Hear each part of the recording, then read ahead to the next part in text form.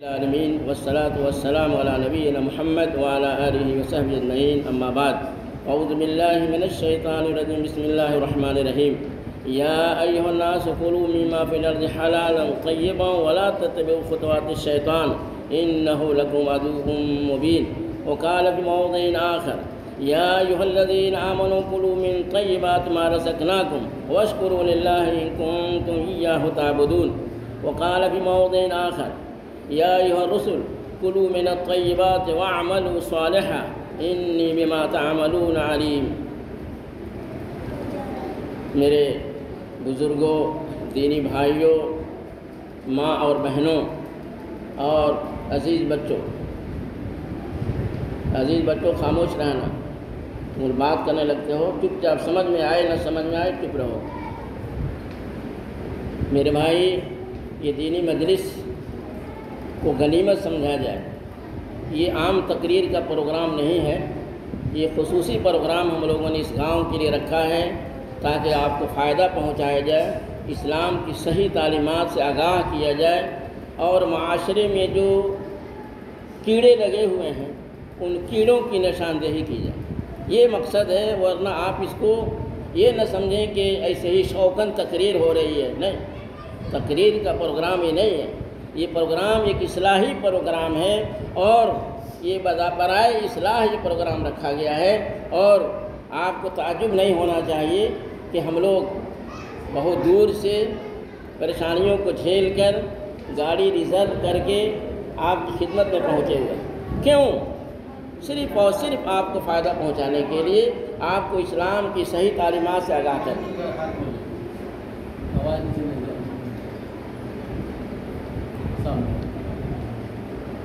اس لیے میرے بھائی میں کہنا چاہتا ہوں کہ آپ اطمینان سے سنیے، گھبراہٹ نہ ہو آپ کے اندر، اور جو باتیں بھی کہی جا رہی ہیں دل کے کان سے سنیے۔ جی، اطمینان سے سنیے، دل کے کان سے سنیے، دل میں اس کو جگہ دیجیے اور یہ سمجھیے کہ یہ تقریر نہیں ہے، یہ ہماری اصلاح کے لیے پروگرام رکھا گیا ہے۔ اور پھر ان کا شکریہ بھی ادا کیجیے کہ جو لوگ آپ کے دروازے پر آپ کی خدمت میں پہنچے ہوئے ہیں، اپنا سب کچھ خرچ کر کے صرف اور صرف آپ کی محبت میں آپ کو فائدہ پہنچائیں گے۔ بہرحال میں زیادہ کچھ نہ کہہ کر کے، میرا موضوع ہے حلال و حرام۔ جی، ہم سب کو معلوم ہے کہ اللہ رب العالمین نے بہت ساری چیزوں کو ہمارے لیے حلال قرار دیا۔ اتنی چیزوں کو اللہ نے حلال کیا ہے کہ جن کو ہم شمار نہیں کر سکتے، گن نہیں سکتے۔ جی، اور بہت کم چیزوں کو اللہ نے حرام قرار دیا ہے۔ لیکن عجیب معاملہ ہے کہ ہم بہت ساری حلال چیزوں کو چھوڑ کر کے ہم کس کی طرف مائل ہوتے ہیں؟ حرام چیزوں کی طرف مائل ہوتے ہیں۔ یہ شیطان کی چال ہے جس کو ہم نہیں سمجھتے۔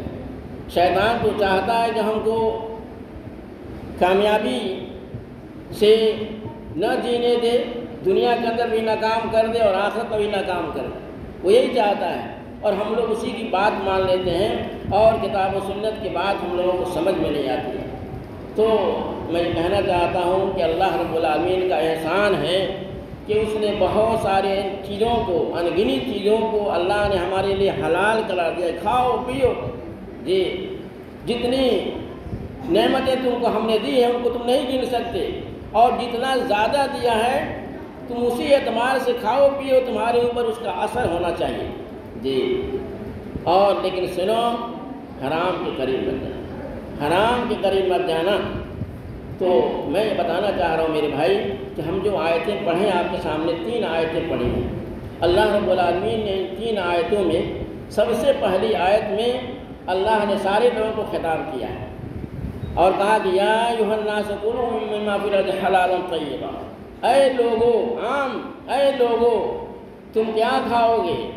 جو زمین کے اندر حلال اور پاکیزہ چیزیں ان کو کھاؤ۔ جی، اور شیطان کے پیچھے مت چلو کیونکہ شیطان تمہارا کھلا ہوا دشمن ہے۔ دوسری آیت میں اللہ نے فرمایا، سارے ایمان والوں کو خطاب کیا، کہا کہ یا ایھا الذین آمنوا کلوا من طیبات ما رزقناکم۔ اے ایمان والو، تم اللہ کی دی ہوئی حلال چیزوں کو کھاؤ اور اس کا شکر ادا کرو۔ دیکھا آپ نے، ایمان والوں کو اللہ نے خطاب کیا۔ تیسری آیت میں اللہ رب العالمین نے فرمایا کہ یا ایھا الرسل کلوا من الطیبات واعملوا صالحا۔ سارے نبیوں کو خطاب کیا، سارے رسولوں کو خطاب کیا کہ اے انبیاء کرام، اے رسولوں سنو، تم لوگ حلال چیزوں کو کھاؤ اور نیک عمل کرو۔ تو آپ غور کر لیجئے کہ یہ 3 آیتیں ہیں۔ پہلی آیت میں اللہ نے عام طور پہ سب لوگوں کو خطاب کر کے کہا کہ حلال چیزوں کو کھاؤ، حرام کے قریب نہ جاؤ، شیطان کی اتباع نہ کرو۔ دوسری میں سارے ایمان والوں کو خطاب کیا، اور تیسری آیت میں سارے رسولوں کو خطاب کر کے کہا کہ تم لوگ حلال چیزوں کو کھاؤ اور نیک عمل کرو۔ غور کیجئے کیا سمجھ میں آتا ہے؟ اگر حلال کی اہمیت نہیں ہوتی اور حرام کی مذمت مطلوب نہیں ہوتی تو اللہ رب العالمین بار بار کہہ رہا ہے کہ حلال کو کھاؤ، حرام کے قریب نہ جاؤ، شیطان کی اتباع نہ کرو، ہے نا؟ یہ اللہ تعالیٰ نہیں فرمایا۔ معلوم یہ ہوا کہ حلال چیز کی بہت بڑی اہمیت ہے جی۔ حلال کا 1 روپیہ بھی ہے، 8 آنا بھی ہے، بہت اہم ہے۔ اور حرام کا اگر لاکھوں روپیہ پڑا ہوا ہے اس کی کوئی قیمت نہیں، کوئی قیمت نہیں۔ کس کے نزدیک؟ ایمان والے کے نزدیک، سب کے نزدیک نہیں۔ وہ تو دنیا جو ہے نا پیسے کے پیچھے پڑی ہوئی ہے، حلال ہو یا حرام ہو۔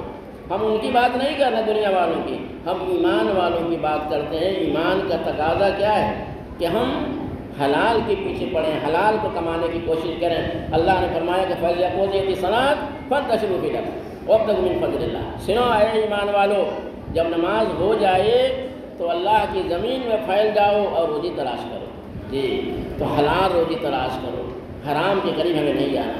تو یہ ایمان کا تقاضا ہے کہ ہم حرام نہ کمائیں، حرام کا استعمال نہ کریں۔ اور میں آپ کو ایک حدیث سناتا ہوں مسلم شریف کی، جو آخری آیت میں نے پڑھی ہے نا، نبی صلی اللہ علیہ وسلم نے ایک آدمی کا ذکر فرمایا۔ کیا فرمایا سنیے، کہا کہ ایک آدمی ہے جو دور کے سفر پر ہے، یعنی کہیں دور سفر کر رہا ہے اور پریشان حال ہے، پریشان حال ہے، ہاتھ اٹھا کر کے کہہ رہا ہے اے میرے رب، اے میرے رب، لیکن اس کا کھانا حرام کا ہے، پانی حرام کا ہے، غذا حرام کی ہے، اور اس کے کپڑے حرام کے ہیں۔ فَأَنَّىٰ يُسْتَجَابُ لِذَٰلِكَ۔ آپ نے فرمایا کہ اس کی دعا کیسے قبول ہوگی؟ یعنی مسافر کی دعا قبول ہوتی ہے، جو آدمی سفر پہ ہوتا ہے اس کی دعا قبول ہوتی ہے، لیکن آپ نے اس حدیث میں فرمایا کہ مسافر کی دعا تو قبول ہوتی ہی ہے، لیکن اگر مسافر پریشان حال ہو تو اس کی اور دعا قبول ہونی چاہیے نا۔ لیکن آپ نے فرمایا کہ نہیں، اگر اس کے کپڑے حرام کے ہیں، اس کی غذا حرام کی ہے، اس کا کھانا پینا کیا حرام مال کے ہیں، اس کی دعا قبول نہیں، اس کی دعا قبول نہیں۔ دیکھا آپ نے، معلوم یہ ہوا کہ حرام خور کی، حرام کھانے والے، حرام کپڑے پہننے والے کی دعا قبول نہیں ہوتی۔ ذرا بتائیے، ہم ہر چیز میں اللہ کے محتاج ہیں، اللہ سے مانگتے ہیں، اور ہماری دعا کے بارے میں کہا جا رہا ہے کہ دعا قبول نہیں ہوگی، تو یہ حرام کھانے والے کی دعا اللہ قبول نہیں کرتا ہے، کتنا بڑا نقصان ہوگا اس کو۔ وہ کیسے اللہ سے مانگے گا؟ کوئی چیز اس کو ملے گی ہی نہیں، کوئی چیز نہیں مل سکتی ہے جی۔ اس لیے کہ حدیث سے معلوم ہوتا ہے کہ نہیں، اس کی دعا قبول ہوگی ہی نہیں۔ اور ایک اور حدیث سن لیجیے، ایک آدمی جو حرام کھاتا ہے اور اس کا جسم حرام مال سے پلا بڑھا ہوگا تو وہ جہنم ہی کے لائق ہے۔ سنیے اللہ کے نبی نے کیا فرمایا، کل جسد نبت من صحد فالنار اولی بہ۔ اے بچے پھر بات کر رہے ہو، تم لوگوں کو سمجھ میں نہیں آتا ہے؟ اے ادھر کیوں گھومے ہو؟ ادھر گھومو۔ سنیے حدیث شریف سنیے اور غور فرمائیے۔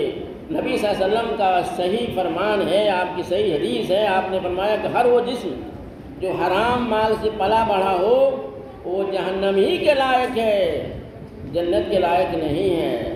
اب ذرا بتائیے، اگر ہم گارجین ہیں، ہم حرام کماتے ہیں، حرام کہیں سے لاتے ہیں، ہم بھی کھاتے ہیں، اپنے بال بچوں کو بھی کھلاتے ہیں، آپ ذرا بتائیے ہم لوگ کا جسم جنت کے لائق نہیں جہنم کے لائق ہوگا، ہمارے بچے بھی جہنمی بنیں گے۔ کہاں گئی ہم لوگوں کی عقل؟ ہم لوگ کہاں جا رہے ہیں؟ آج آپ دیکھ لیجئے، انسان کو سمجھ میں نہیں آتا حلال و حرام، حلال و حرام سمجھ میں نہیں آتا ہے۔ جو ہے جس طرح سے پیسے مل جائیں، جس طرح سے مال حاصل ہو جائے، انسان حاصل کرنے کی کوشش کرتا ہے، وہ نہیں دیکھتا ہے کہ حرام ہے کہ حلال ہے۔ آج تک کوئی نہیں پوچھتا ہے کہ مولانا صاحب میں یہ تجارت کرنے جا رہا ہوں، میں یہ کام کرنے جا رہا ہوں، یہ جائز ہے کہ ناجائز ہے۔ عام طور پر لوگ نہیں پوچھتے ہیں، جبکہ یہ بہت بڑی بات ہے۔ اگر آپ کے پاس علم نہیں ہے قرآن و سنت کا تو آپ کو پوچھنا چاہیے کہ مولانا صاحب یہ کام کیسا ہے، کروں کہ نہیں کروں۔ اب آپ دیکھیے نا، آپ کو اندازہ ہوگا ایک واقعے سے، ایک گاؤں میں میں گیا، یہ ہر جگہ کا واقعہ ہے، آپ کا گاؤں اس سے بڑی نہیں ہے، ہر جگہ۔ ایک گاؤں میں گیا میں، کس لیے گیا کہ میں اس گاؤں میں رہوں گا اور بچوں کو پڑھاؤں گا، امامت کروں گا، اب پیسہ نہیں لوں گا، پیسہ نہیں لوں گا، سمجھ رہے ہیں؟ ایک مدرسے کے پاس ایک گاؤں تھا، اس مدرسے میں پڑھایا کرتا تھا میں، مدرسے کے حالات صحیح نہیں رہے تو ہم نے سوچا کہ بغل کی بستی میں رہوں گا اور وہاں سے آ کے پڑھا دوں گا۔ تو میں نے بستی والوں سے کہا کہ سنیے، میں چاہتا ہوں اس گاؤں میں رہنے کے لیے آپ کے بچوں کو پڑھاؤں گا اور نماز پڑھا دوں گا اور کوئی پیسہ نہیں لوں گا، کوئی پیسہ نہیں لوں گا، صرف آپ نے مجھے کھانا کھلا دیجیے گا اور کچھ نہیں چاہیے مجھے۔ سنیے گا غور سے، لیکن میری ایک شرط ہے، میری ایک شرط ہے۔ شرط کیا ہے؟ شرط یہ ہے کہ میری باری کھانا کی اسی آدمی کے یہاں رکھا جائے کہ جو حرام مال نہیں استعمال کرتا ہے، جس کے گھر میں حرام مال نہیں ہے، سمجھ رہے ہیں نا؟ بس یہی میری شرط ہے۔ میں بغیر پیسے کے امامت کروں گا، بغیر پیسے کے آپ کے بچوں کو پڑھاؤں گا، میں اس کا کوئی معاوضہ نہیں دوں۔ جانتے ہیں کیا کہا ان لوگوں نے؟ بعض لوگ ناراض ہو گئے میرے اوپر، جی نہیں رکھا مجھ کو۔ جبکہ جانتے ہیں کہ عبد الرحمن مدنی ہے، یہ عام استاد نہیں ہے، یہ عبد الرحمن مدنی ہے۔ وہ جانتے تھے مجھ کو، قریب کا گاؤں تھا، مجھے جانتے تھے، لیکن مجھے نہیں قبول کیا ان لوگوں نے۔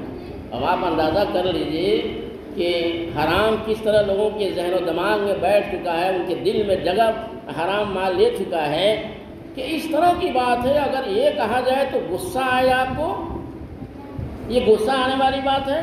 میں نے حلال و حرام پر تقریر کر دی، ایک بسنت پور گاؤں ہے ادھر، بہت بڑا، شیخ لوگوں کی بستی ہے نا۔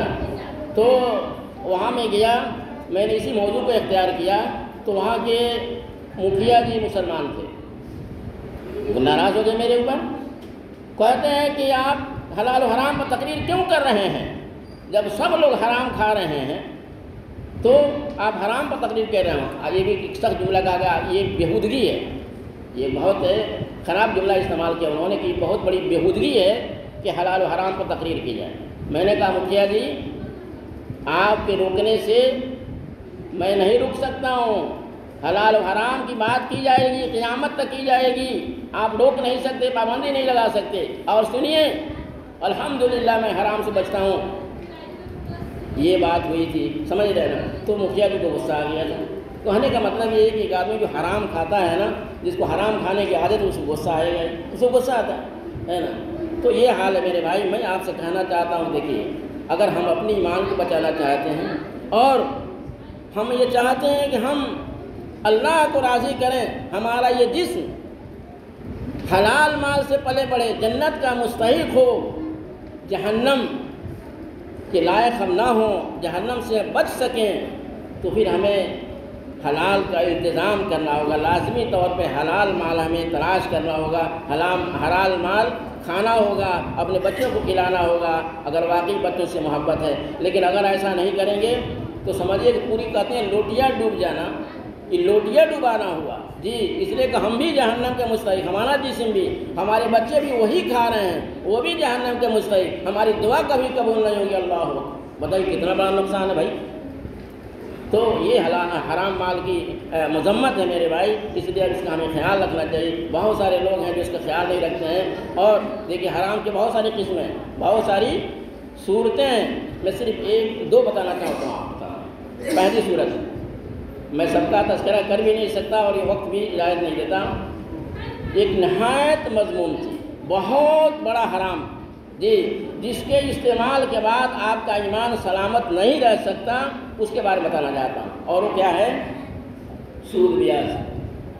سود بیاج جو ہم لوگ کہتے ہیں نا، سود بیاج، یہ سود بیاج کو لوگ ہلکا سمجھتے ہیں اور بہت کاروبار ہو رہا ہے سود بیاج کا، جی چاہے بینک سے ہو یا عام یا ایسے جو یہ لوگوں کے ذریعے ہو، لیکن بہت یہ چلن ہے اس کا، بہت چل رہا ہے نا۔ لوگ سمجھتے ہیں کوئی بات نہیں میرے بھائی، ہمارا ایمان کبھی سلامت نہیں رہ سکتا۔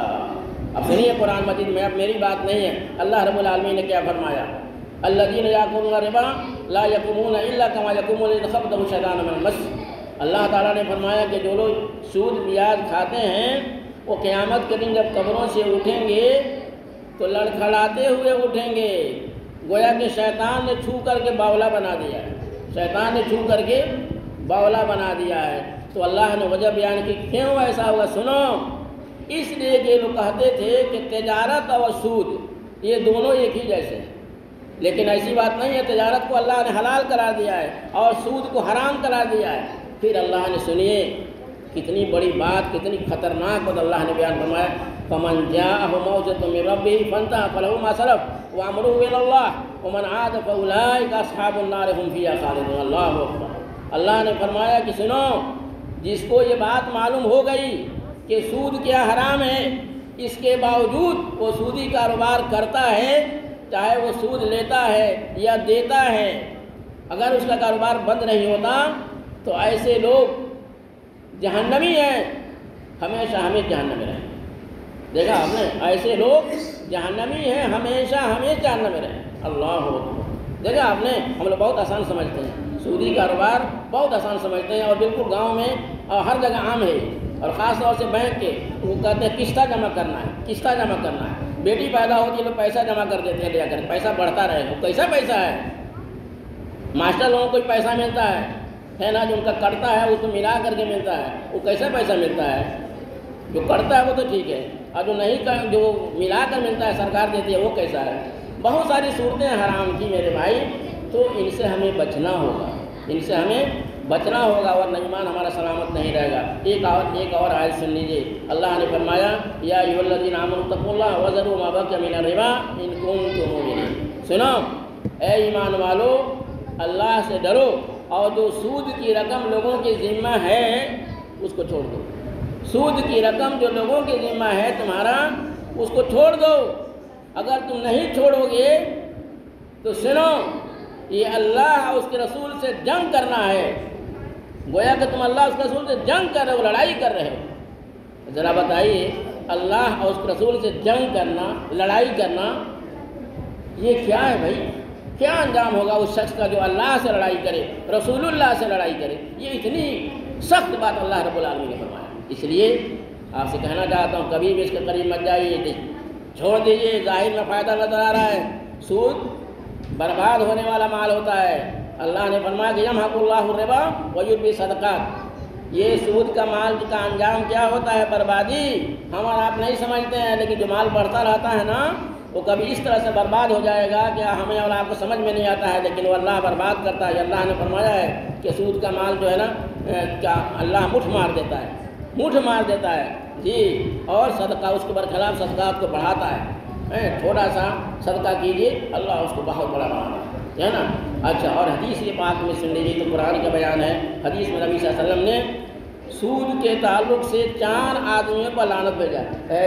پھر بات کریں، مارے جو بتا کہیں چپ رہو نا، تم کو سمجھ میں نہیں آتا کتنی اہم بات بتائی جا رہی ہے۔ کہنا چاہتا ہوں میرے بھائی، حدیث سن لیجیے، مسلم شریف کی روایت ہے کہ رسول اللہ صلی اللہ علیہ وسلم نے لعنت بھیجا ہے کس پر؟ سود لینے والے اور سود دینے والے اور سود کو لکھنے والے اور سود پر گواہی دینے والے پر۔ دیکھا آپ نے، 4 آدمی ہیں، سود لینے والا مجرم اور سود دینے والا مجرم ملعون، لعنت کیا گیا اس کے اوپر۔ اور ایک آدمی جو لکھتا ہے سودی کاروبار کو یا سودی پیسوں کو، وہ، اور جو سود کے معاملے پر گواہی دیتا ہے وہ، یہ 4 قسم کے لوگ مجرم ہیں، اور مجرم سخت مجرم ہیں۔ کیسے مجرم ہیں؟ ملعون ہیں، اللہ کی رحمت سے دور ہے۔ لعنت کا لفظ بہت سخت لفظ ہے جو اللہ جو نبی صلی اللہ علیہ وسلم نے استعمال فرمایا، ٹھیک ہے نا، ملعون ہیں۔ اور پھر نبی صلی اللہ علیہ وسلم فرمایا کہ وہم سما، سب لوگ گناہ میں برابر ہیں۔ غور کیجئے، ایک سود، ہم سمجھتے ہیں کہ سود لینے والا آدمی مجرم ہے، یہاں نبی صلی اللہ علیہ وسلم فرما رہے ہیں کہ سود لینے والا تو مجرم ہے ہی ہے، سود دینے والا بھی مجرم ہے، ٹھیک ہے، اور سود کو لکھتا ہے وہ آدمی وہ بھی مجرم ہے، اور جو گواہی دیتے ہیں وہ لوگ بھی مجرم ہیں، اور برابر کے مجرم ہیں، کم بیش نہیں، سب کا جرم برابر ہے۔ اللہ اکبر۔ ایک اور حدیث آپ سن لیجیے، وہ کیا ہے؟ نبی صلی اللہ علیہ وسلم نے فرمایا کہ سود کے 72 ابواب ہیں، سود کے، صحیح حدیث ہے، سود کے 72 دروازے ہیں، سب سے آسان دروازہ کیا ہے؟ سب سے آسان کہ آدمی اپنی ماں سے زنا کرے، اپنی ماں سے زنا کرے، دل گوارا کرے گا، دیکھنے میں بڑا اچھا لگ رہا ہے، پیسہ جمع کرے، بلڈنگ بن رہی ہے اور یہ ہو رہا وہ ہو رہا ہے، کاروبار بڑھ رہا ہے، لیکن یہ کتنی بڑی گھناؤنی بات ہے، اور یہ صحیح حدیث ہے، کسی عالم صاحب کی بات نہیں ہے، کہ اگر سود کے 72 دروازے ہیں، سب سے ہلکا دروازہ کیا ہے؟ اپنی ماں سے زنا کرنا۔ اللہ نعوذ باللہ۔ میری بہنیں آپ بھی سنیے، یہ بات سب کے لیے کہی جا رہی ہے، اگر آپ کا شوہر حرام کماتا ہے تو اس کو روکیے، اپنے آپ کو وہ برباد نہ کرے اور آپ گھر والوں کو برباد نہ کرے، یہ آپ کا فرض ہے کہ آپ اپنے شوہر کو سمجھائیے اگر وہ ایسا کرتا ہے، تاکہ آپ سب جو ہے جنت کے مستحق بنیں اور جہنم سے بچ سکیں۔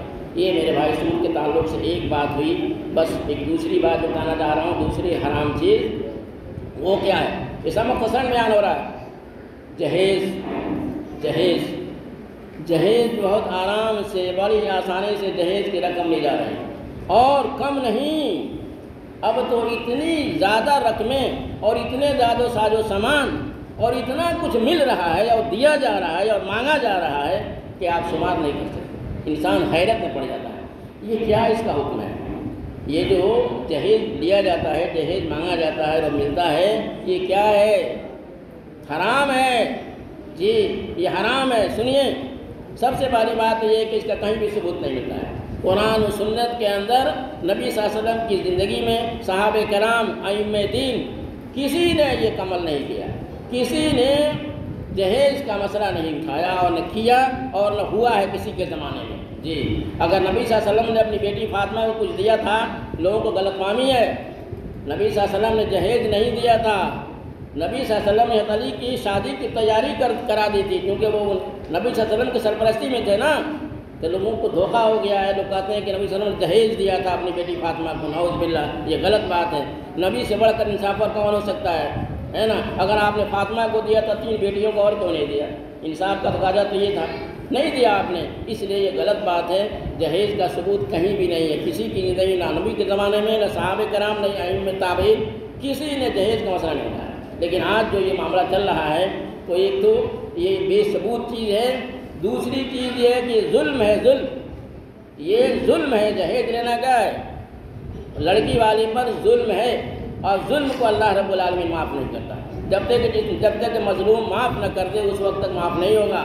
ظالم کی سزا سنیے، اللہ رب العالمین کے یہاں کیا ہے؟ نبی صلی اللہ علیہ وسلم نے ایک حدیث میں بیان فرمایا کہ جانتے ہو صحابہ مفلس کون ہے؟ مفلس، صحابہ نے کہا کہ مفلس تو وہ آدمی ہے جس کے پاس پیسے نہ ہو، صاحب سامان نہ ہو، ہے نا، وہ مفلس ہے؟